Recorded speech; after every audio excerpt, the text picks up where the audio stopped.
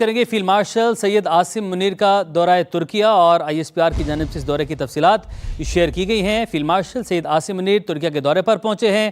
دوست ملک پاکستان کا اور ترکیہ اور پاکستان کی جو دوستی ہے وہ مزید مضبوطی کی جانب گامزن ہے، تو ISPR کی جانب سے اس اہم دورے کے حوالے سے بتایا گیا ہے، تفصیلات شیئر کی گئی ہیں۔ اور فیلڈ مارشل سید عاصم منیر کا دورہ ترکیہ، فیلڈ مارشل عاصم منیر کی ترک صدر سے ملاقات ہوئی ہے۔ انتہائی اہم ملاقات اور انتہائی اہمیت کی حامل، جس میں خطے کی صورتحال پر بھی تبادلہ خیال کیا گیا ہے۔ پاک ترک دوستی مزید مضبوطی کی جانب گامزن ہے۔ فیلڈ مارشل سید عاصم منیر نے ترکیہ کا دورہ کیا ہے۔ ISPR کی جانب سے اس دورے کی تفصیلات شیئر کی گئی ہیں اور فیلڈ مارشل سید عاصم منیر کی ترک صدر سے ملاقات ہوئی ہے۔ اس دورے کی تفصیلات ہم آپ کے ساتھ شیئر کر رہے ہیں۔ آپ دیکھ سکتے ہیں فیلڈ مارشل سید عاصم منیر جب ترکیہ پہنچے، وہاں پر ان کا شایان شان استقبال کیا گیا تھا، گارڈ آف آنر بھی پیش کیا گیا۔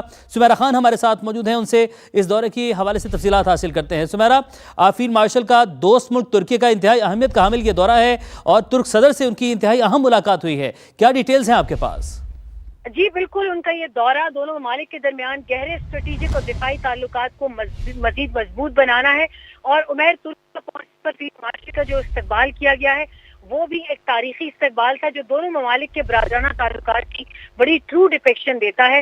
دورے کے دوران فیلڈ مارشل سید عاصم منیر نے ترکیہ کی سیاسی اور عسکری قیادت سے اہم ملاقاتیں کی ہیں، جس میں آپ نے ذکر کیا ترکی صدر رجب طیب اردوان، وزیر قومی دفاع یاشار گولاد، اور اس تمام ملاقاتوں میں دونوں ممالک کے تاریخی، دفاعی اور تمام دو طرفہ تعلقات زیر بحث آئے، اور ان اعلیٰ سطح کی ملاقاتوں میں ابھی مزید بھی جغرافیائی اور سیاسی صورتحال کے تناظر میں دونوں ممالک نے اسٹریٹجک شراکت داری کو مزید مضبوط بنانے کے عزم کا اعادہ کیا۔